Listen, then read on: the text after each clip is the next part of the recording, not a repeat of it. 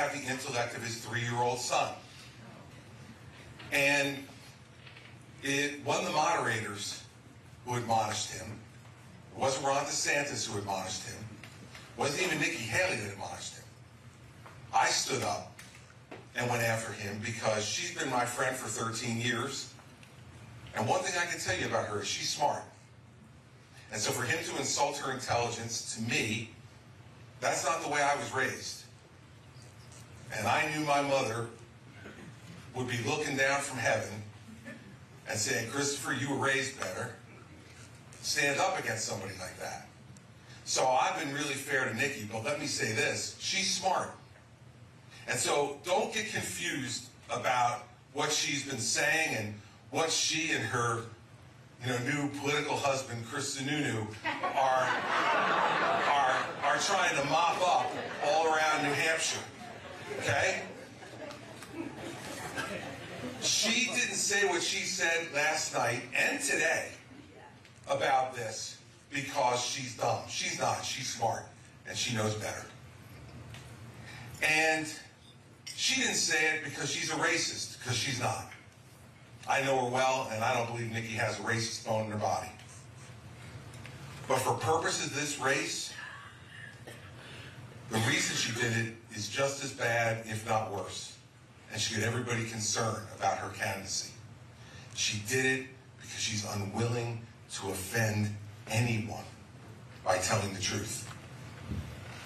And so she isn't willing to say the same things about abortion in New Hampshire that she says in Iowa. Because she doesn't want to offend people in Iowa who have a different feeling than people in New Hampshire. But when she comes to New Hampshire, she doesn't want to offend them either. And she's unwilling to tell the truth about Donald Trump. She says he was the right president for the right time. She says that he should have been given a break after January 6th. She says that for some reason, chaos and drama follow him wherever he goes.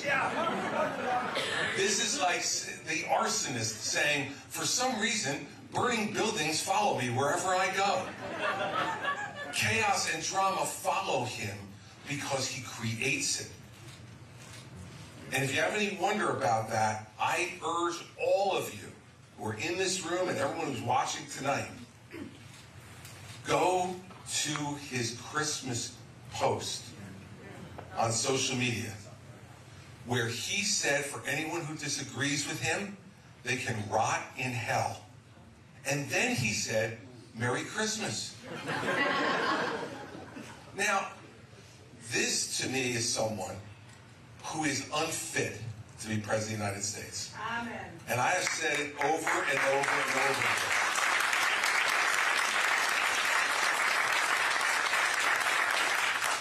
And today, Nikki got asked the question by 9-year-old Adam. Now, if you've been to any of my other town hall meetings, you know that Adam has come a few times. 2 or 3, I think. I think 2 at least. First time he was complaining about infrastructure. No joke. 9 years old, he was talking to me about the highways and why there's so much traffic and why can't we build better highways and what am I going to do about infrastructure? He's 9. And I said, ladies and gentlemen, my Secretary of Transportation. 9-year-old Adam today asked her if she was a flip-flopper on Donald Trump, and then asked her if she'd pardon him if she were president. So Nikki gave her typical answer on this, on Donald Trump. She said, well, the anti-Trumpers think I don't say enough bad things about him, and the pro-Trumpers say I don't say enough good things about him. And so I guess I'm just right where I'm supposed to be. No, you're not where you're supposed to be. Because she is smart. And she knows what he did on January 6th was wrong. She's smart. And she knows that what he did on election night 2020, when he told the American people the election was stolen and he had no evidence to prove it, was wrong. And the reason I know she knows it is because she said it back then. But she won't say it now. And, you know, Ron DeSantis, who I have some disagreements with as well, but at least Ron DeSantis has been willing to stand up and say, under no circumstances will I accept the vice presidential nomination from Donald Trump. And I stood up and said, and I will say again tonight, under no circumstances will I accept any job from Donald Trump. But Nikki Haley won't say it. When she's asked that question, you know what she says? I don't play for second. Now look, none of us would allow our children to get away with an answer like that. Did you do your homework? I always do my homework.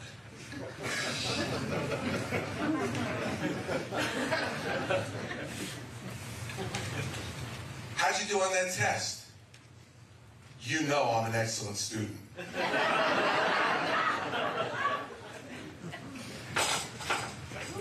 These answers are insulting from our children. Yet somehow, New Hampshire is going to accept this from a candidate for President of the United States?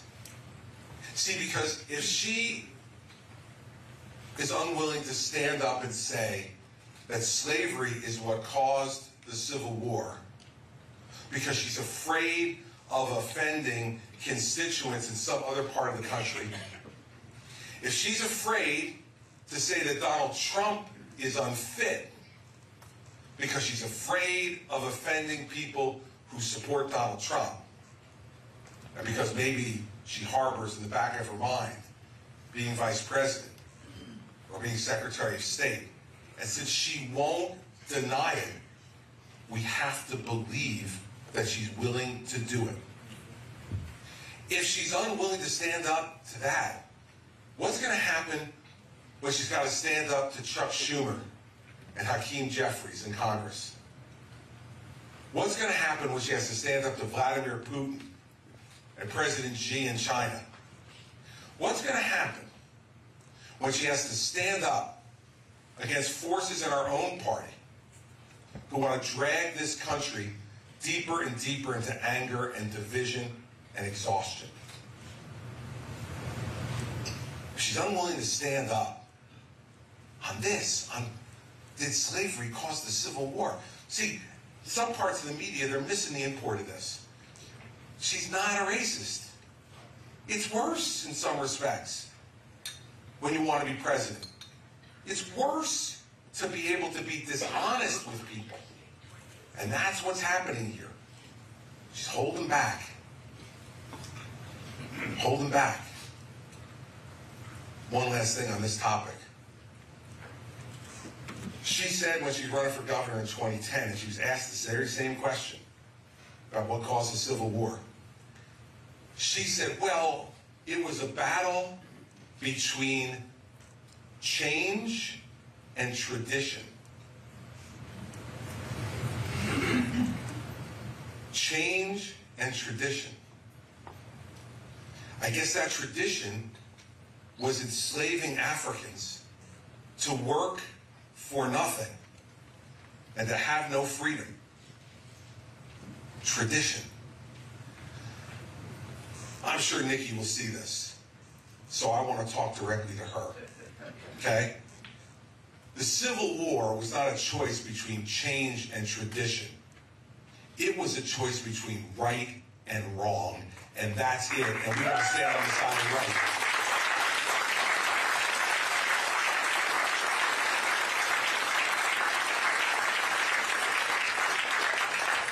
So we're going to keep telling the truth.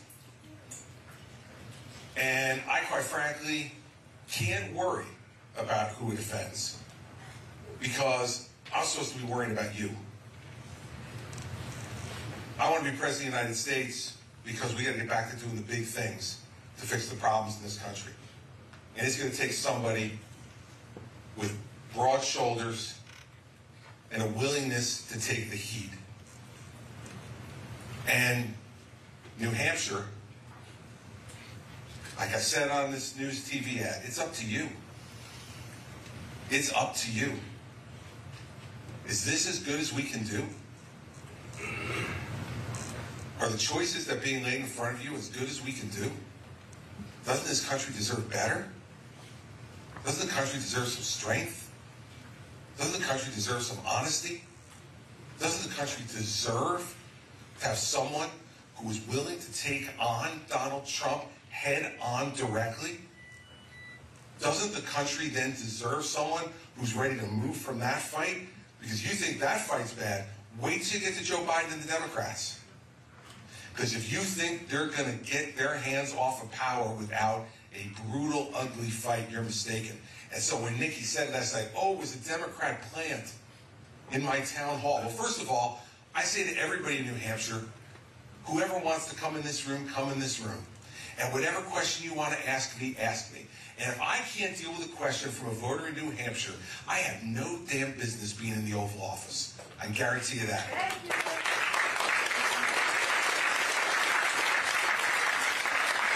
So we got big issues to talk about tonight, and I am now ready to talk about them. So here it's pretty easy. Here, unlike other town halls that you may have been to, my staff doesn't come around to you beforehand and ask you what question they might ask, and then come to you and bring you the microphone. I will not say to any of you tonight, can you please give me an easy question? And we'll answer each one of your questions directly. And by the way, if you ask me a question and I don't know the answer, I will say I don't know. Because I also got taught at a very young age by my mother that I don't know is a strong answer. And say, I don't know, but I'll find out and I'll get back to you. Instead of just making it up. And you know, I'm a recovering lawyer, so I could make it up. So, you just raise your hands. I'm going to call on you. We have folks here with microphones, right? Thank you. And we will pass those microphones around. Let's go to the gentleman all the way in the back. He's got his hand up right there, blue jacket, it looks like. Yes, sir. Governor, thanks for coming. My pleasure. Thank you for coming. I'm from Hampton Falls.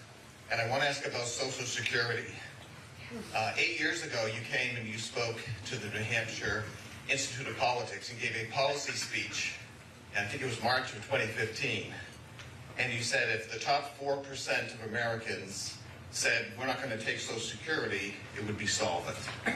That was a while ago, and the numbers have changed.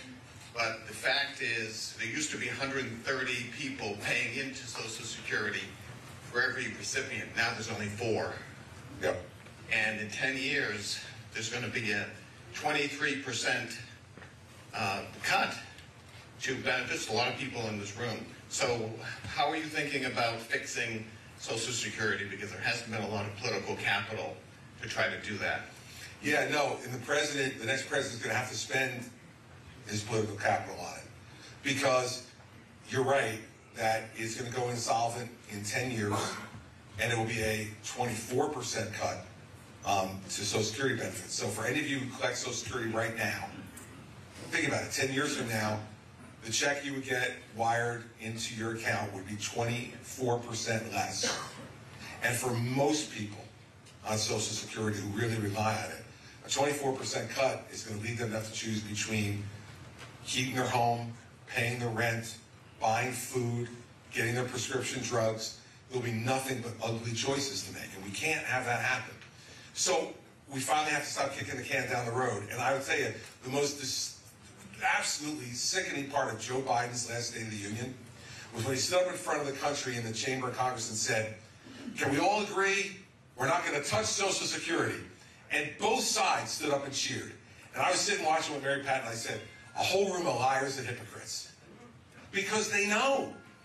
They know what he just said is absolutely true. That in 10 years, it's done. So the next president, if they were to have 8 years, is going to have to deal with it. Or it will then be in absolute crisis mode with ugly things. So how would I deal with it? First, I would raise the retirement age for people in their 30s and 40s. Okay, not for people in their 50s and 60s, because it's too late for them to be able to plan.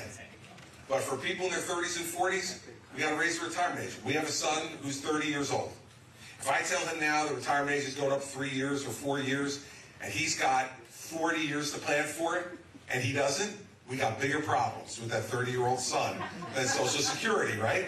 So, but doing that will really lengthen what we need to do here, because all of it's actuarially based on who's going to be receiving when and what the money's that's going to be needed. And so increasing that retirement age will help. And then secondly, I still believe what I said back in March of 15, that we have to have the wealthiest people in this country no longer get Social Security. We have to means test it. Now, it'll be a negotiation with Congress as to where that number hits, but it's got to be done. And look, I have people who have said to me in previous town hall meetings, well, I paid into it, I want my money back. I get it. But you know what? We pay for things every day in this country to the government that we don't get something directly back on. The analogy I use all the time with me and Mary Pat is that we've been fortunate in our lives. We've never been on food stamps. But we pay for food stamps, as do you, in your taxes every day. I'm glad I do. I don't want anybody in the richest country in the world going to bed hungry if we can avoid it. And we'll never get anything, I hope, out of the food stamp program. But we got to look at Social Security the same way, because remember why it was created in the first place. It was because after the Depression hit, and companies went out of business, and all people did was rely upon their company pensions for retirement. And all those companies went broke.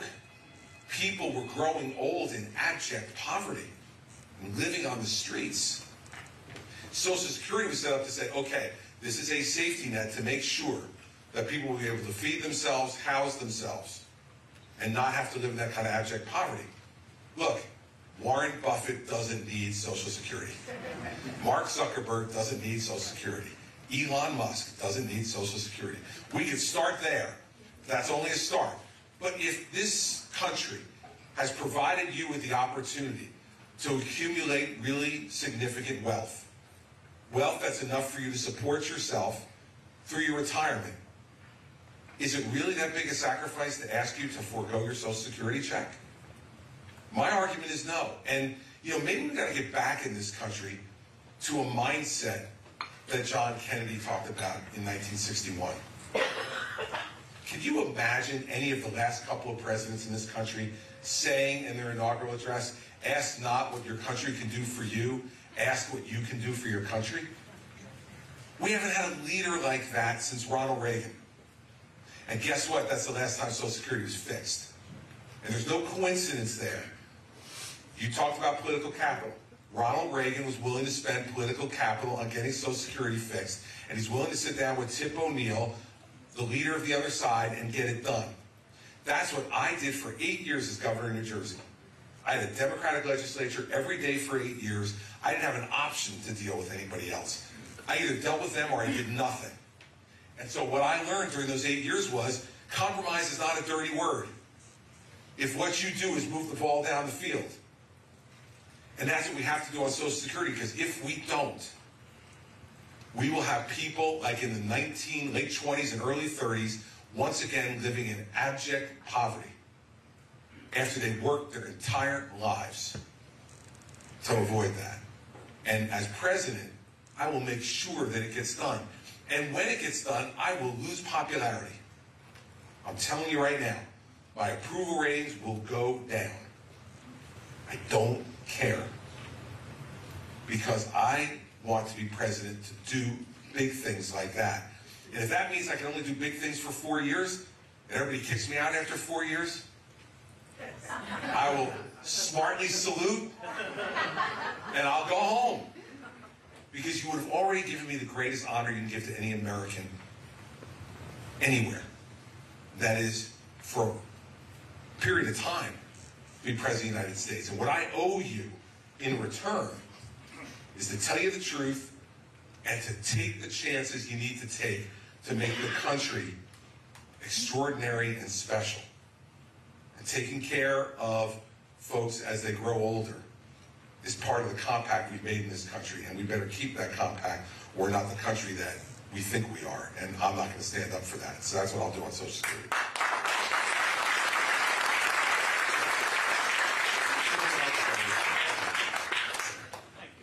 Thank you, sir. Governor, on that subject about how to get along, I think I was at Christmas myself with my nieces, and they're saying politics are awful. No one can get along, and we do remember the days of Reagan meeting with Tip O'Neill and cutting a deal. although Reagan only got 75% declared victory. And I know, being from New Jersey, there's a lot of Democrats. If you can expand upon how you get in this time and everything is so one side or the other, or you're awful, how do you bring it all back again? I think there's two ways, substantively, the way you can do it. The first one is, I think one of the reasons people are so angry and divided is because government doesn't get anything done anymore. I mean, think about it, right? We elect Republicans to take over the House in 2022. And they've done nothing. Nothing.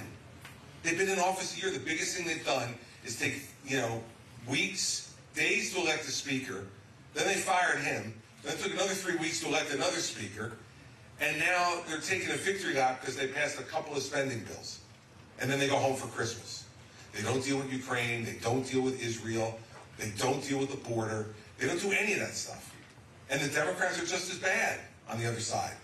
So the first thing I think you need to do to renew people's confidence is to start accomplishing things. And the way to do that is you've got to be willing to compromise. The problem has been the presidents that we've had since George W. Bush have been unwilling to compromise with the other side. And so as a result, they dig their heels in, the other side digs their heels in, and they think they're winning by continuing to yell and argue on cable news.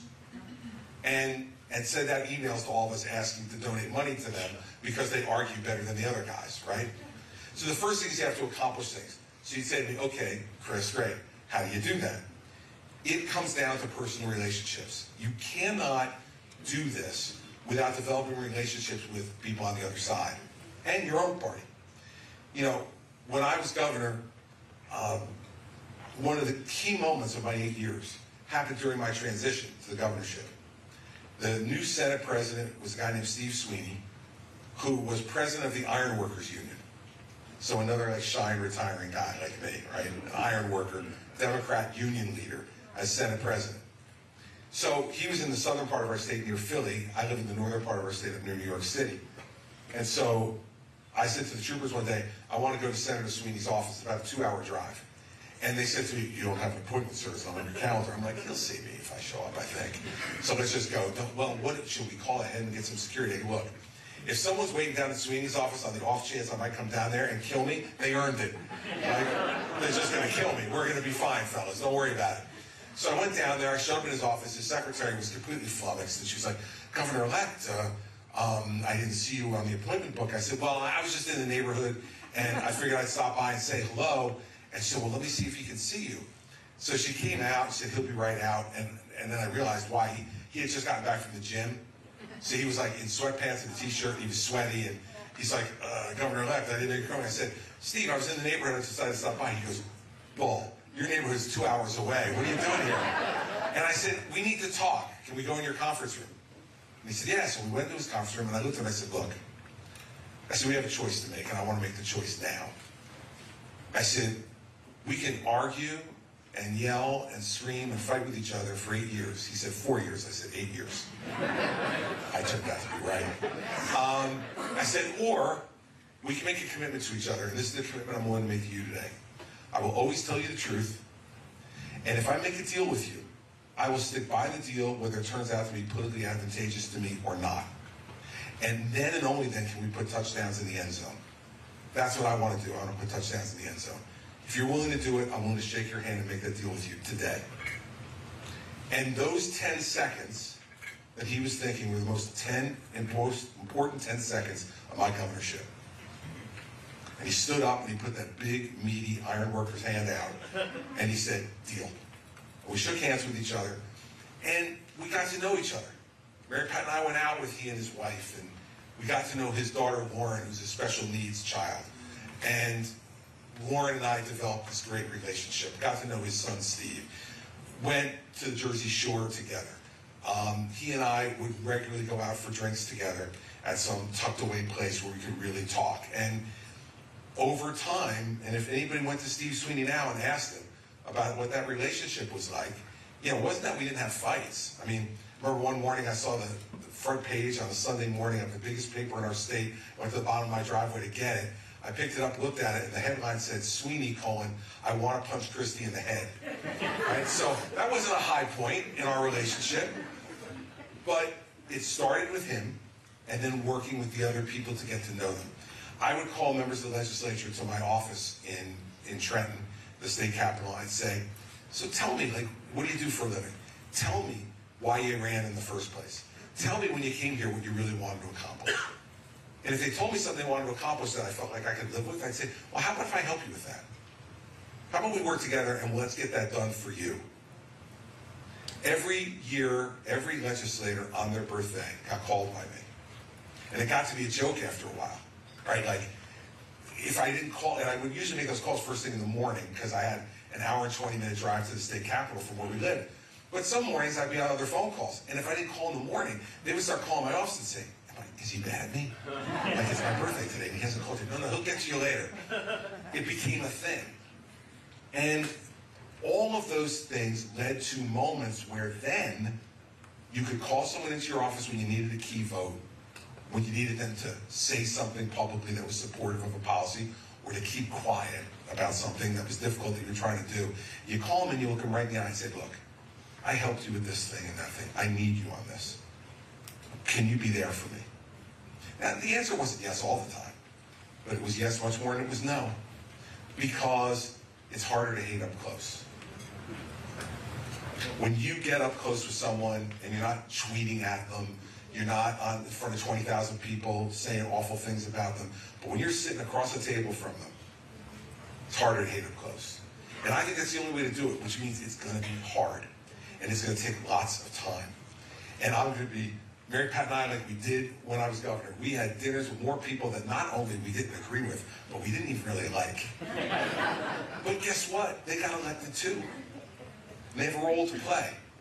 And if you're president of the United States, and you have the White House, the Oval Office, Camp David, Air Force One, Marine One, and you can't use that home field advantage just a little, you're bad at this, okay? You're either bad at it or you don't care. And I think, quite frankly, we've had presidents, Obama, Trump, Biden, who have been both. Some of them didn't care, some of them couldn't pull it off. And, you know I can. And I know that the only way to be successful in this job and to bring the country back together is to show them some success. And the only way to show them some success is to get in there, roll your sleeves up, and work with people that you don't agree with. I can't imagine what my first meeting with Chuck Schumer is going to be like. He and I have known each other for a long, long time now, being just across the river from each other. But I'll tell you this, it'll be spirited, and I'll say what I think, and he'll say what he thinks, and I'm going to offer him the same kind of deal I offered Sweeney. If he's the majority leader, he wants to sit down and tell me what his priorities are, I'll tell him what mine are. Let's make up a list, and let's make an agreement about what we're going to try to do. And be honest with each other. If we can do that, I think we can get this country back on the right track. It's going to take some time, but I'm ready to get to work. And what they know, what Schumer knows about me, because he's watched me now up close, is I won't hesitate to tell him the truth. If I think he's being a jerk, I'll tell him. But I'm not going to announce it, from behind the podium in the East Room of the White House. It'll be in the Oval Office or up in the residence or on Air Force One when I'm flying them back home. Say, Chuck, you didn't keep your word on that. What are you and I going to do about it? And I think that that's the way you ultimately wind up doing it. And I think it's the only way to do it. Because there's no silver bullet. It's just hard work and a willingness to listen to the other side. And I think there are not enough people in Washington, D.C. now who are even willing to do that. All right. Sir, right there. Got you over here. I will turn around. Governor, thank you for coming. I have watched every single one of your debates, and one of the things I like about you is definitely your honesty. And so I brought my little fact sheet to make sure that I was being honest. Okay. First of all, I was born in Cuba. We came over legally. We were in this country as permanent residents from day one. Every single one of my relatives became a citizen, including my grandmother at the age of 86. All right? We never took a cent from the government. We left Cuba because of what was happening. So the state speaks very well when you say live free or die. Okay? My issue is the chaos with the border. Right now, as of January 2021, 8 million migrants have crossed the border. Every day, over 10,000 migrants cross. That is bigger than the state, I'm sorry, the town of Epping or the town of Raymond where we live.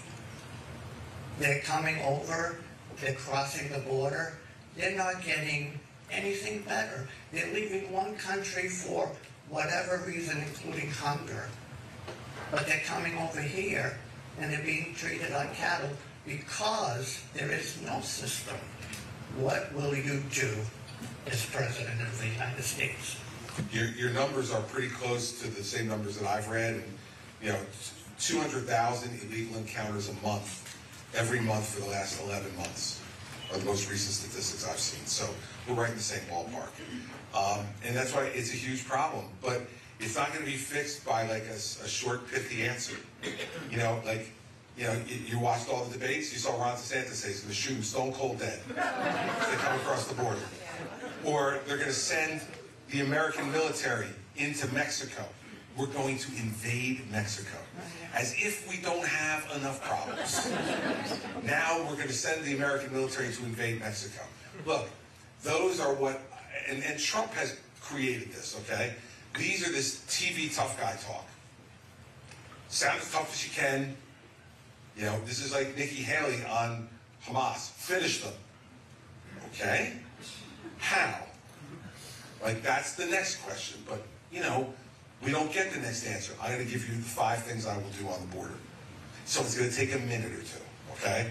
But you hang in there with me. Number 1, day 1, I signed an executive order that sends the National Guard to the border. Our Customs and Border Patrol officers are overwhelmed. 200,000 encounters a month. They cannot do the job. They're overwhelmed. There's not enough of them. The National Guard was established to protect inside the nation, as opposed to the Army, which is protected outside the country. So let's bring the National Guard to the border to supplement our Customs and Border Patrol officers to be able to stop all the people coming over the border. Number 2, hire 10,000 new Customs and Border Patrol officers. Now, it's going to take 12 to 15 months to get them recruited, trained, and deployed. So we got to keep the National Guard there for that long. But as the new officers come on board, you move the National Guard back out to their home posts.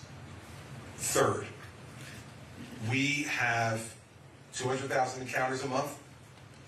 We have 38,000 detention beds at the border. So when we actually capture people, we have no place to put them. We have to double the number of beds to 80,000.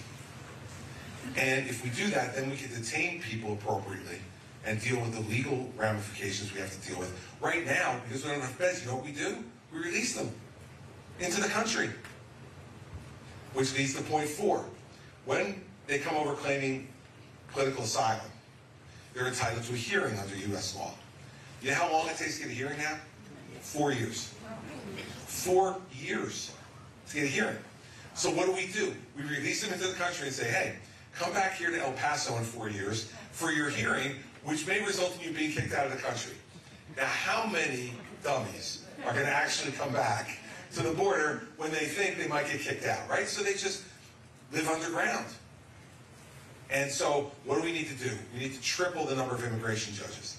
If we triple the number of immigration judges, we can bring the wait time for a hearing from 4 years to down below a year. And we can detain them for that period of time if we've doubled the beds. And then if they pass and they're entitled to come in, then they come in the way that you talked about. If they don't, we send them right back, and we're not releasing them into the country. And then having people say, okay, I'm going to round up all of those 8 million people and kick them out. I want you to think about what that operation looks like.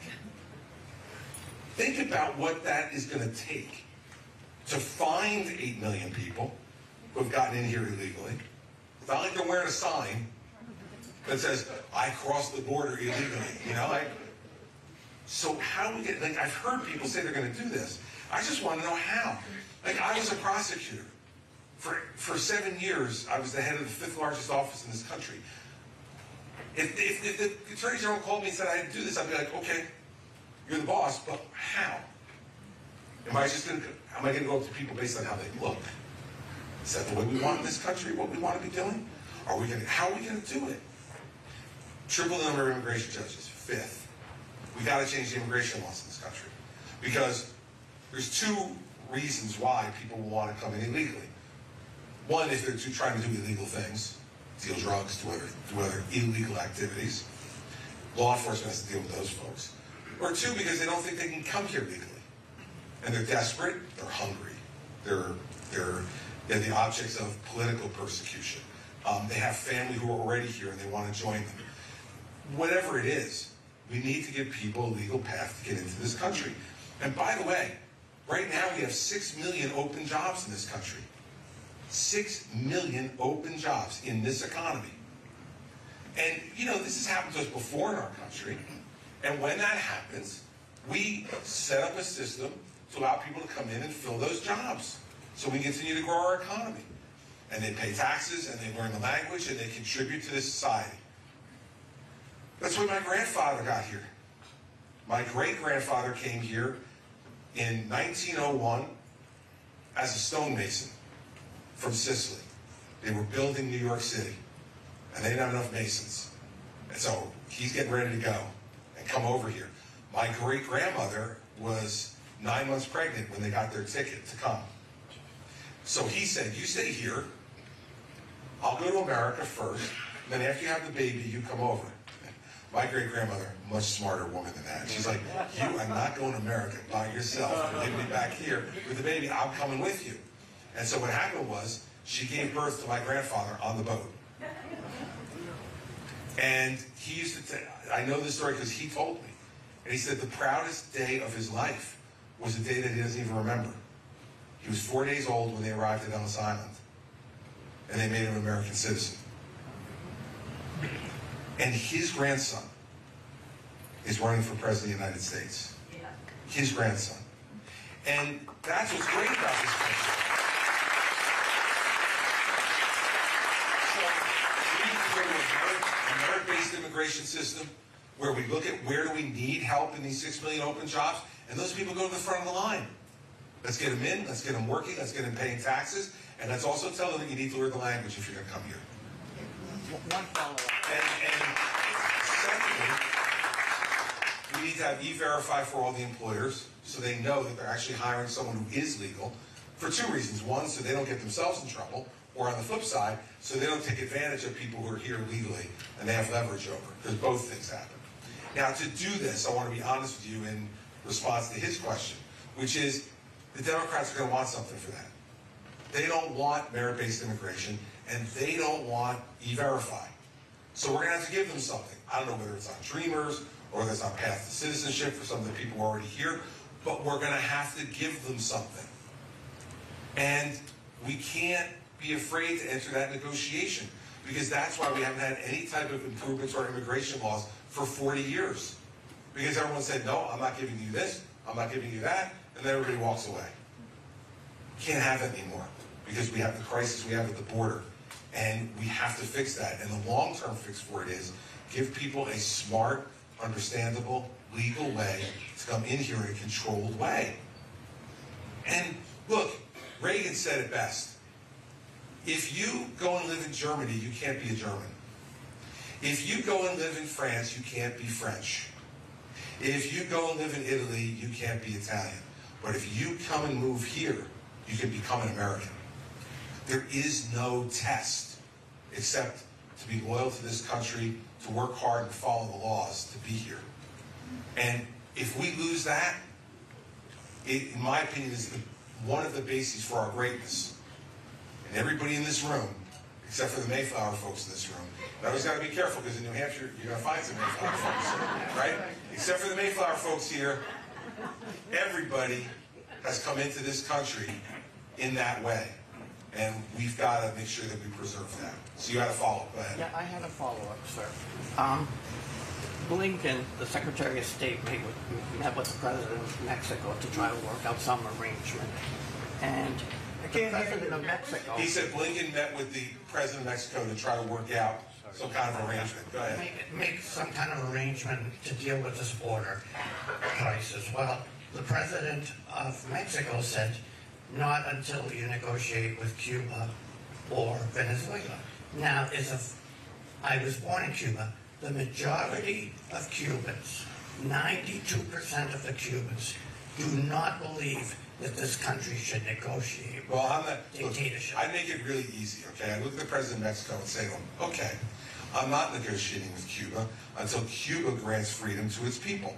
And if that's a basis of negotiation, then we're going to keep the National Guard at the border as long as I absolutely have to, and we'll keep sending all those people back to you until you want to make a deal with me. I'm not going to shoot them dead. I'm just going to send them back, and then they're your problem.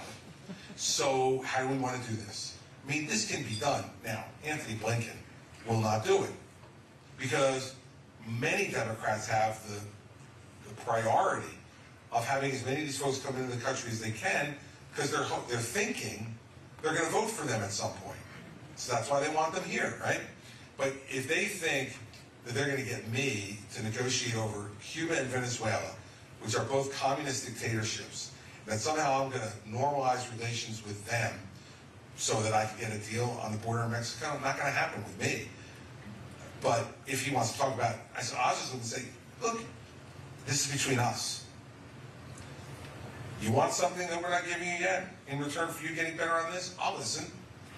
But I'm not, negotiating with Cuba, and I'm not negotiating with Venezuela. Maduro and the remnants of the Castro regime are not people that I'm going to be negotiating with until they treat their people with basic human freedoms. And until they do that, I can't deal with them. Great for you. Thank you.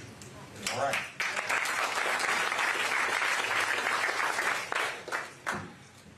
Hey, Chris. Hey. By the way, I saw you at a Springsteen concert. You got some good moves. What are my vices? So I'm Gary. This is Kathy. We're from Portsmouth, New Hampshire. Drove all the way here to see you. And I've liked you from the very beginning. I want you to know we consider ourselves independents. I have voted Republican and I have voted Democrat. And I really like everything that you stand for. I mean, you're a Republican governor in one of the most liberal states in the country. So, you do things right.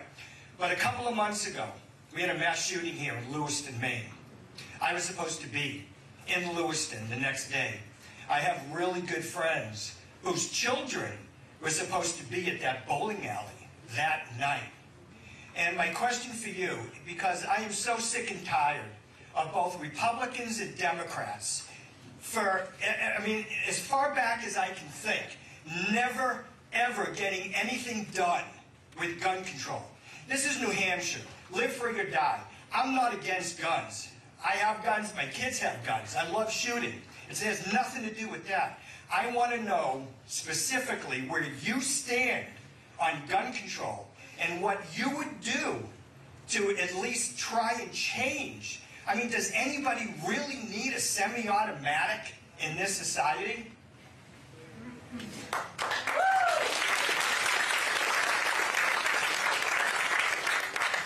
Well, first I'll tell you what I would do, then I'll tell you what I won't do. What I am for are for things like universal background checks. And we should have universal background checks that can come back within 24 hours. So there's no reason why you can't do both searches of mental health records and of criminal records to determine whether someone should be able to buy a gun or not. And I think that's just common sense. And I also believe in what they have in Maine, but they didn't execute correctly, which are red flag laws. That when someone is identified by their family or their employer, which in the Maine shooting, it was done by both. Like the United States Army telling people this guy's got a problem. He had been hospitalized once already for speaking violently and having some mental health issues. His family also alerted the local authorities that they were concerned about his propensity for violence and that he had weapons. The authorities dropped the ball. Now, that's the problem with any of these laws that we put into place. They have to be enforced the right way. If they're not enforced the right way, they're not going to be effective. But I'm for them. and I think they need to be enforced effectively, and I think the president needs to be saying that those type of things, background checks, red flag laws, should be enforced and should be enforced aggressively. Here's my concern about banning any class of weapon beyond what we've already banned. And we've banned a lot of weapons in this country. Fully automatic weapons are banned for personal use. And machine guns, those type of things have been banned over time. But I am concerned about, let's say you use Maine, since you use that as an example. In Maine, 2% of the gun violence in the state involves semi-automatic weapons. 98% of them involve handguns. So if you follow that logic down, then if you're really going to ban guns, what you should be banning are the handguns, because they're concealable, much more than semi-automatic weapons usually are, and 98% of the violence has happened with those. I can't see us doing that. And so I don't want to give what will be some type of psychological victory and say, well, we're going to ban this, you should all feel better. And then the murders, the assaults, and all the other things that are happening with the 98% using the Maine numbers. They're different in other states, but that's Maine. Because I don't think it'll do any good, and I think it degrades our constitutional rights. I don't think there are inferior constitutional rights. All constitutional rights have limits to them. Can't yell fire in a crowded theater. Can't say certain things even though we have a right to free speech. But we should be very careful about what we do with those. And so, for me, I think the bigger issue that we have to deal with that is much more attainable and can be much more effective is that we don't have enough mental health treatment in this country, and we don't make it mandatory in enough instances. So in New Jersey, when I was governor, I made it easier to involuntarily commit people for a period of time. Now look, that's a dicey issue, but we got to try to find some balance here. And when people have shown serious mental health troubles, we need to get them help, whether they want the help or not, because their serious mental health issues are not just about them, as we learned in Maine. They're about everybody else that they're exposed to. And so I would urge that to be done nationally, make it easier to involuntarily commit people. Because when they go in there and they get that care, one, it gets them off the street for a period of time, but two, there's a possibility we can help them. And I think we need to do that not only for our public safety, but also for humanity. But we want to try to help people with that. We don't have enough of that available to people. I'll divert just for a second because I talked about mental health to say, too, it's one of the things that I would be willing to forgive student debt for. There are certain areas of this country where we have a real need for people in certain areas of healthcare. Mental health, drug treatment, and general practitioners, right, to be able to take care of day-to-day keeping people healthy, as opposed to waiting until they go to the hospital or the emergency room to take care of them. If people were willing to go into those fields and commit to doing at least 10 years after they graduate, providing that kind of care, I'd be willing to forgive student loans for those people to be able to do that.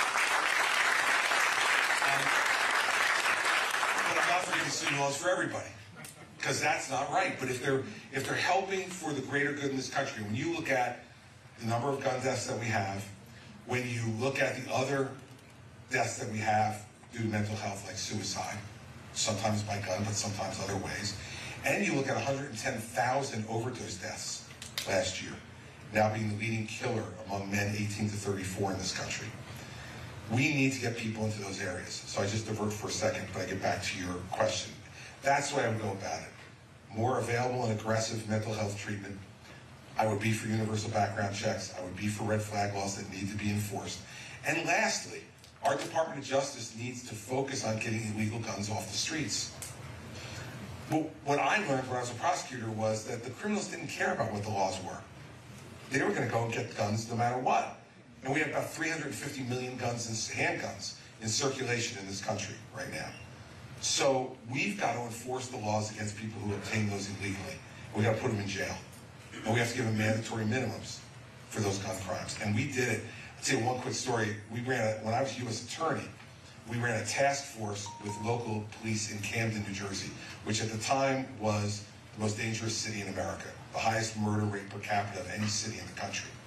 And we ran this program where we had federal agents working with local police to get guns off the street. We arrested one guy one night. It was a Camden City police car that pulled up on him, but it had a federal agent in there along with a Kansas City police guy.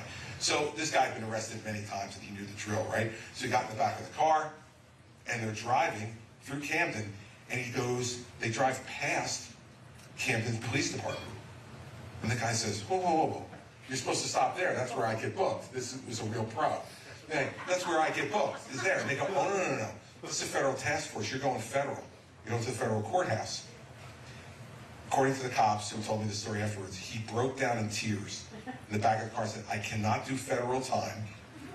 Tell me what I need to do to get out of this. The federal government has authority in these areas because there's no parole. Right, so this guy knew two things. One, I'm not going to the jail down the street so my friends and my family can come visit me. I'm being sent to Nebraska.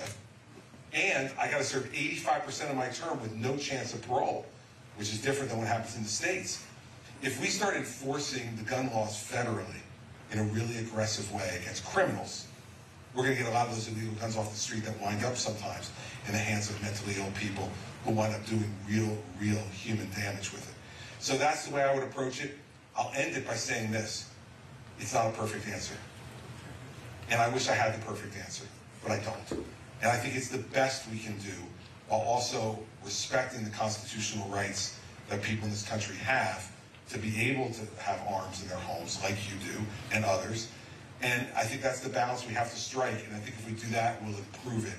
We'll make it better than it is now. But we're never going to make it perfect because the violence that occurs both here and as we see all around the world, in some instances is just unavoidable. But I would do the best I can to try to avoid it by using those tools. Thank you for your honesty. Thank you. Thank you. I was just wondering if you would address the issue with the Maine primary. That you didn't Why I'm not on the ballot in the Maine primary? Yeah. Well, we're still fighting that.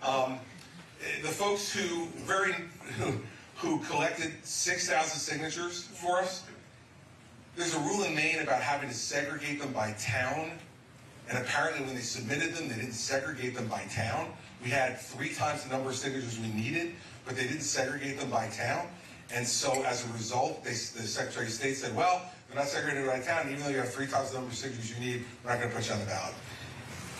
I think that's a little form over substance thing. I'm not happy that they weren't segregated by town, and I've had discussions with the people who did that, and as you might imagine, they were not pleasant. But we're in court now fighting it, and I think we'll be on the ballot in May. Okay, but that's what happened. Young lady in the pink in the back. Okay. So, look, I don't need a microphone. Everybody's young to me now, I'm telling you. Go ahead. So, remember me, Governor Goomba? 7 years ago, for you guys, I was in a town hall just like this. I grabbed the microphone and said, hey, fellow Goomba, we're both Italian, when are you going to take the gloves off and start smacking Donald Trump around? Got a big laugh. It was on the front page of the Boston Globe the next day. It went viral. Did you know we went viral? Yes, I did. Oh. I was informed, yes. They were reading about us in Pakistan, Haiti, and Egypt. It was very cool. My wife was very jealous. But anyway, so, you should have taken my advice. You're right. Governor, right? You're right. We wouldn't be in this big mess. Have you thought about me over the years, by the way? No.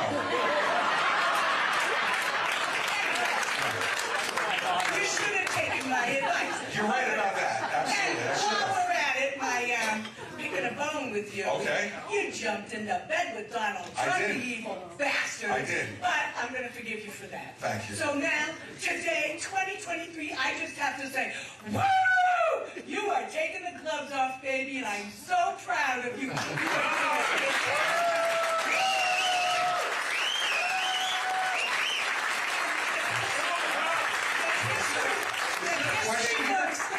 history books, it will be written that you're the only man, presidential presidential candidate with stones this time who was able to do that. Nobody else, so no matter what happens, please God, don't let Donald Trump be president again. You will be in the history books for what you have done, and my hat is off to you, sir. You're wonderful, and I'm a lifelong Democrat. I think you'd make a great president.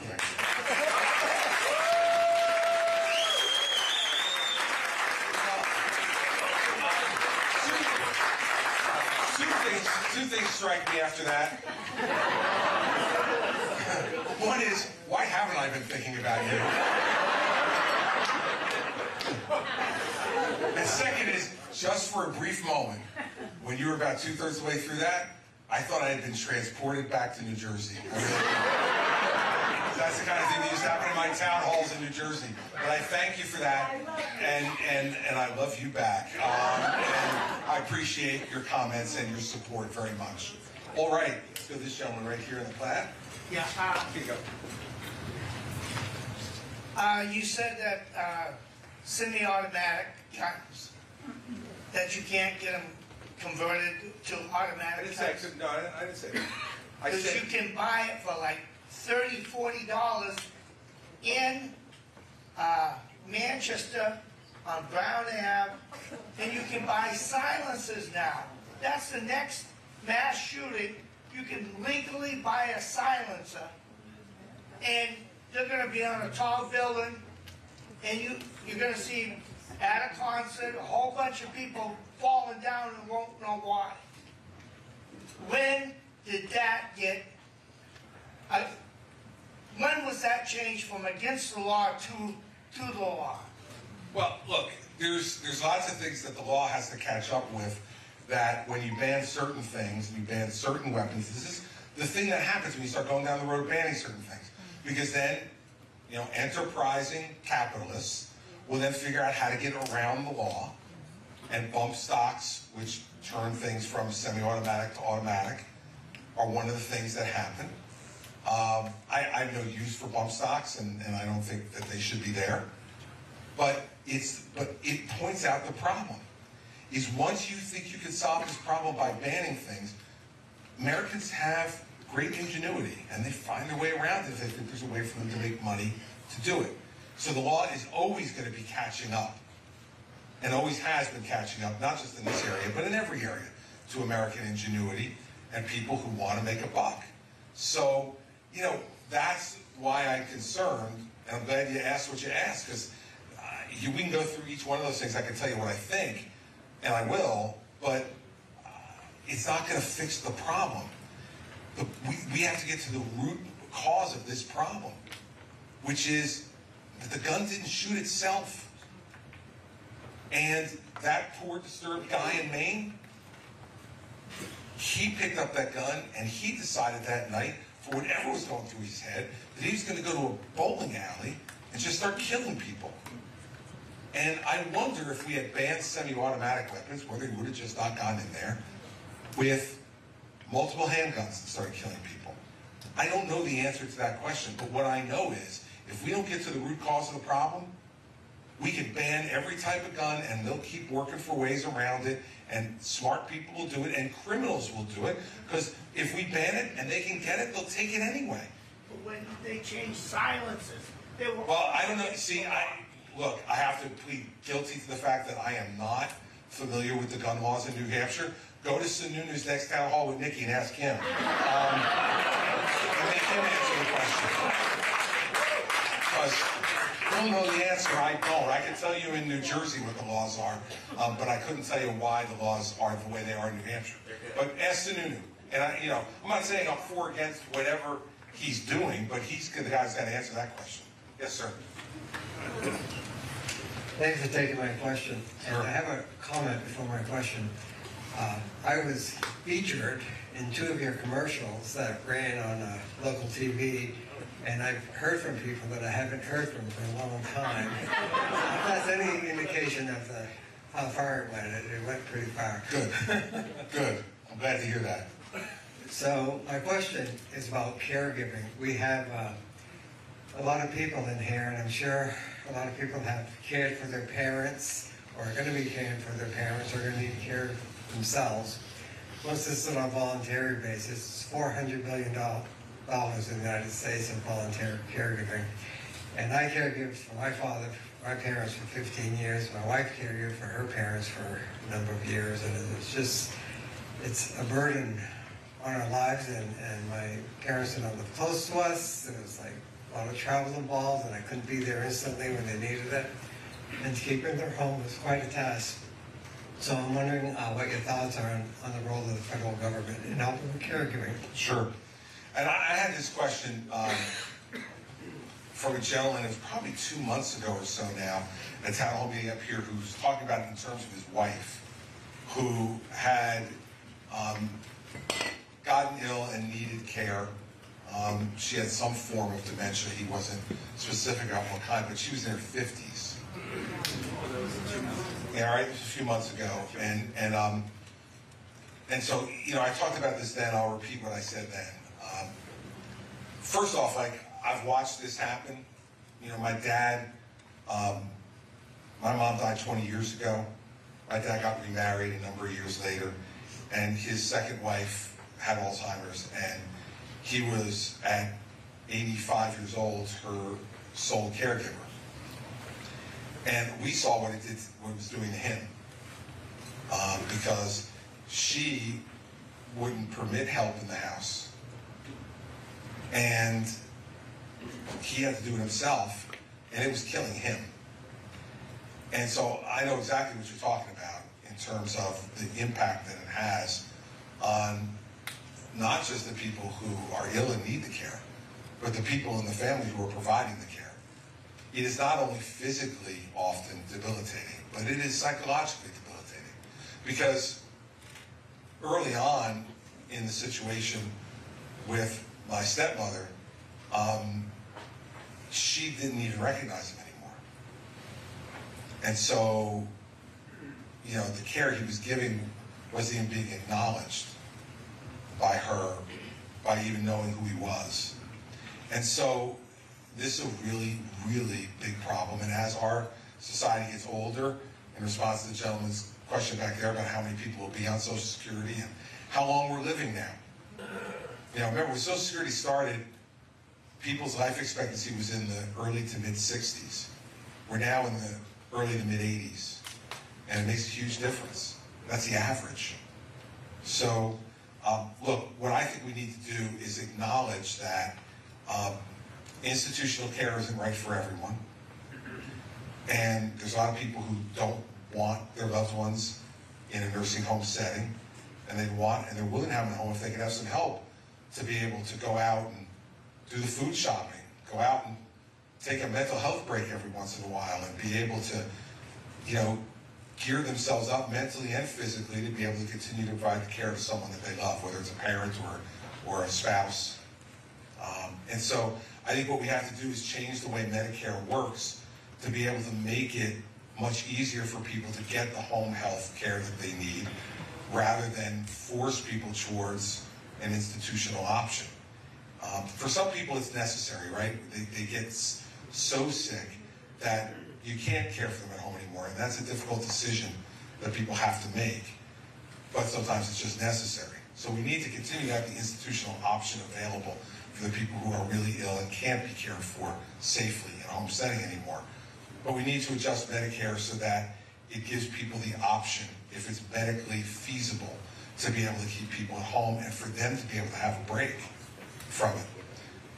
I saw it with my dad, and fortunately for us, he's 90 years old now and doing well, and so we've made our way through that stage of his life. But I know that's happening to people all over this country every day, and we need to be able to give them options that maintain a quality of life for them, while also allowing them to do in their heart what they want to do, which is care for the person they love, whether it's a parent or whether it's a spouse. So that's the way I would go about it, would be adjustments to Medicare to make the home option more viable, more available. But I don't want to do it at the cost of getting rid of institutional care, because for some folks that's the only option that can work, given other health problems that they might have, in addition to Alzheimer's, dementia, or whatever is causing the mental problems. So that's the way I would handle it. Let me go. Yes, I want to get some women here. Too many men. Hi, my name is Camden. I'm a high schooler from Maine. So you've said that you believe that marriage is between a man and a woman, yet many young Americans from my generation believe strongly in support of gay marriage. And I was wondering if, as president, your viewpoint on that would change, knowing that many young Americans do not believe in the same thing that you believe in. Yeah, it already has changed. I mean, look, I think this is generational. I think you put your finger on it, right? When I was governor and I was taking that position, I took a lot of heat from my kids because my kids were older at the time, and they were giving me a hard time about it, and I told them, I'm governor, you're not, so I get to take the positions I want to take, and I don't regret doing that, but what I know is that society has changed, and what people are accepting in our country now is different than when I was growing up, certainly than when I was your age, and you know, I don't have any objection to it any longer. In the end, I think I've been convinced. And, you know, that's part of being a thinking, breathing human being, I hope, is that you can hold certain opinions at one time and hold them genuinely, and I did. And I felt there were other ways to be able to deal with same-sex relationships other than just marriage, and that was the argument I made at the time, was that we can accommodate this in other ways. But you know what? I was wrong. And so, you know, for me, it was a process I had to go through to change the way I've been raised, both from a family perspective and what my mother and father taught me and felt, and also from a religious perspective and what I'm a Catholic and what my church taught me to believe. But over time, look, this past week or two, Pope Francis is now allowing, blessings of same-sex couples. Even the church is changing. And so, I think this is part of just being honest with people. You can hold certain beliefs firmly, but then as you watch more and more evidence come in, and you meet more and more people, and you listen to them and get to know them, your opinion can change, and mine has changed over time on this. And so I don't look back and have regret, because I know that I didn't do what I did out of any sense of prejudice or bias. It was just what I believed could be done and should be done. And even back then, I used to say, look, my argument with the legislature was that we shouldn't decide this, put it on the ballot, let people decide, and if they vote to have same-sex marriage, then I'll enforce the law like I'll enforce every other law. But you're absolutely correct that my personal opinion, you stated correctly, is I thought that marriage should just be between a man and a woman. That's the way I was taught, that's the way I was brought up, and that's what I believed, but your generation has changed my mind. So, and I'm sure that there were lots of things that, my parents tried to push on me that I didn't like. I can't remember it at the moment, but I'm sure there were, and because my dad's watching too, so I don't want to make this a tough night for him. And we changed their minds on certain things, right? So I think that's part of the role of the next generation, is to craft the world in the way they think is the best for them and for people of their age. So you helped to make me better. So I appreciate that. I appreciate the question.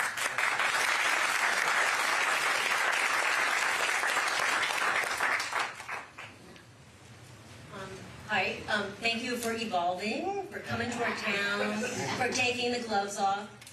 I had a question about Reagan, which you started with. Why do you paint him as some hero of Social Security when 40 years ago, when he found that the trickle-down effect didn't work, he enacted the payroll tax hike of 1983 and did create a $2.7 trillion surplus for Social Security, which he then funneled into the general fund.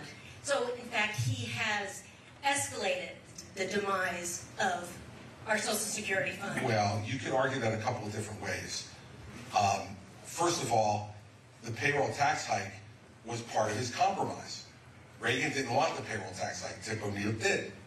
And Reagan ultimately wound up compromising in that way to get other things that he wanted to get in terms of retirement age and eligibility. And he is as guilty as every other president and member of Congress in terms of taking money out of the trust fund and spending it elsewhere. So when I said Reagan did the right thing, he did the right thing by agreeing to those things and changing things that helped to lengthen it. Now, he went ahead and let them steal some of the money, and Congress stole the money. Okay, so anybody who's in this job is not an unabashed 100% hero. I don't think we've had a president who's been 100% unabashed hero on any one issue. But I will tell you that I think Reagan set a tone in this country, and through his policies showed people that government could work and get things done. Not perfectly, but let me tell you, I'd trade for Ronald Reagan right now in about 15 seconds over what we've had in the last few presidents. And I'd also say to you that he and any of these other folks who are not perfect and who won't be perfect, doesn't mean they didn't do some things that they did well. So if I gave the wrong impression to everybody, I thought what Reagan did was absolutely perfect. I don't. And I think that every member of Congress and every president who participated in draining money out of the trust fund were just kicking the can down the road. But what I will say is, he put the money in there for it to be stolen. And no one did that. And then when they stole it, he deserves blame, his share of the blame for that. But he also deserves his share of the credit for actually putting together a system that avoided the 20+% cut we talked about back there. And it's part of the problem that we've had all along with people not being willing to fully address something. He partially addressed it, he made it somewhat better, he could have made it even better if he would have kept the trust fund money in the trust fund and not used it for general fund. So on that, I think even Reagan himself, if he came down here, would plead guilty to agreeing to that. I don't think it was his idea, but he certainly agreed to it and he signed the budgets that did it, so he has accountability for it. The last thing I'll tell you goes more to his question about what Reagan was able to do in terms of bringing the country together. While not perfect, I don't think we'll ever see his likes again. He won 49 states for re-election. 49 states. They didn't talk about red and blue states back then, right? They didn't talk about certain states always being red, always being blue. Ronald Reagan won 49 of them. And I think that speaks to what he was able to do as a leader, not in being perfect, but in bringing the country to feel like things could be accomplished together if we work together. And the people who voted in 1984, I was one of them, who voted for him, believed that this was someone who was a real leader, who was willing to make decisions. I didn't always agree with Reagan. Some of the stuff he did on student loans and other things I didn't agree with either. But in the end, I think he was pretty good. And I'm biased, okay? I'll end this way. I spent the last year before I got into this race working on a book on Reagan that's going to come out in 2024. And so I spent a lot of time studying and researching it and then writing the book. And so I will have to admit to you up front, I have some bias and some recency bias given what I've been working on for the last year. So I'm a fan, but if I gave you the impression I thought either that solution or anything else he did was perfect, it wasn't. But it was much better than what we've been getting, in my opinion, from Obama and Trump and Biden. Thank you. All right. Yes, ma'am. She'll come to you with the mic there. So I'll have to reach over 2 rows. Always miss. Miss? Never bad. Oh, sorry. Always Okay. miss. Yes, miss. All right, thank you. So, thank you for the question about the evolution, because that was my first question. You have talked about Reagan a lot. That was my first vote as well. My dad picked me up at Dunkin' Donuts, and I cast my first vote. I would love to know, as he was a leader, and time, as you have alluded to, shifts, and it changes, and our kids are different beings from what we are. How do you see yourself shifting and leading the Republican Party as a person who is really not understanding? As Reagan said, I did not leave the Democratic Party, it left me. I'm feeling that way about the Republican Party. Yeah. But my other question was about the student loan when you mentioned certain people having forgiveness. I've been in community action for almost 18 years, and I think that it is a really important, I think it's an important issue. I would love to know what you think about community action and CSEG in particular. Sure. Okay, so I'll start with the first part. I mean, look, if I didn't think the Republican Party needed to change its focus, I wouldn't be in the race. I mean, the easiest thing for me to do would be just to sit by, and I've had a really good career, and just not do this. But I became so convinced that Donald Trump had taken this party, and others, but under his leadership, had taken this party in a direction that I think has been divisive for the country,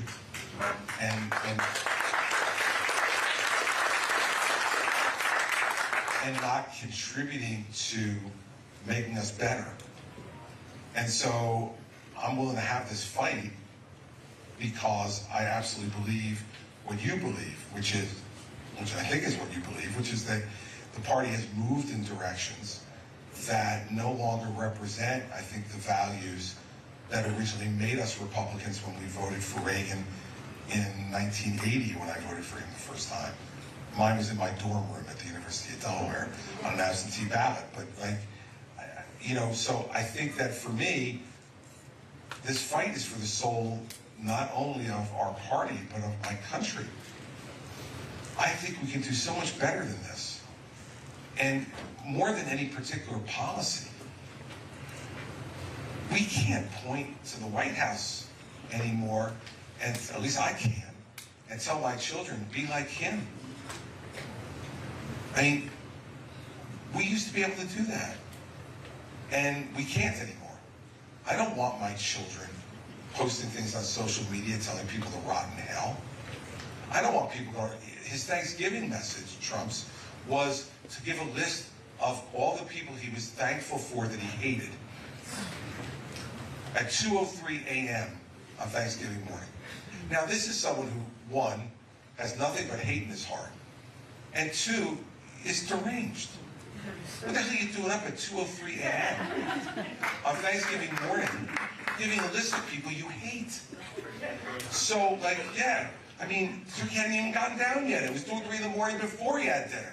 He didn't even have time. He didn't have the turkey indigestion, excuse. Look, so that's why I'm in it. And I think that I'm in it to try to bring our party back to a place where we understand that we are temporary stewards of this country's tradition and history. And that we need to acknowledge our temporary but important role in that. And all the people who came before us and the things they fought for and the things they died for and the things they stood for, we have to respect. And I think that respect has gone out the window. And I think that's why voters are as angry as they are and divided as they are, because they look at this and say, why should I be supportive of this? And so ultimately it's about leadership and being willing to stand up and say things that are, at least at the moment in some quarters of our party, unpopular. I went down and spoke at the Republican Party of Florida convention. You can only imagine the reception I got there. Right? I like crazy. Just because I was there. And because they know what I stand for. I took that as a moment of triumph. Because there was not a doubt in any of those people's minds what I was for and what I was against. And I think we got to get back to that kind of leadership, where it's not about me. Not about me. It's about you. And we have, had a president in Donald Trump who cares more about himself than he cares about the people who elected him. And that's not what our party used to be. And I think that we need to get back to that. Now, on student loan stuff and community action, look, I've spent a lot of my life, everyone has their own passions, right? In terms of how you want to try to make your community better, what you want to do.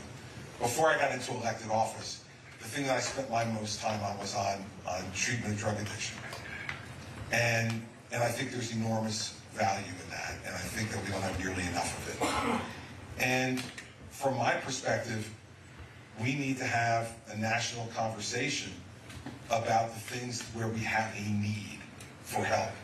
And then we need to use the tools of government that we have to try to fund those things in very different ways, sometimes with loan forgiveness, sometimes with tax credits, sometimes with direct subsidies, but in ways where we can build a national consensus on those things. And I think that's part of what a president's job is to do, is to say, these are what I believe. Let's hear from everybody else, and let's see if we can form a national consensus on the things that are most urgent right now. Because we can't do everything all the time, but let's see what our most urgent problems are. I introduced some of those things that I think are our most urgent problems in the health area, and I think we need to address those. And I think that we were about to start addressing those when COVID came, and then everybody got distracted, rightfully, by what was going on with COVID, and we lost our way on drug treatment and on mental health treatment. And we're now living the aftermath of that. So I'm open to discussing, and I'm trying to lead a national conversation on what things we should be using those tools of government for and in what order. I give you my opinions off the top and what I think are the most important, but then members of Congress and the public need to weigh in on that. And then what my job would be to do as president is to say, okay, here's the national consensus. This is what I'm hearing. Get 218 votes in the House, get 51 votes in the Senate, and let's get moving.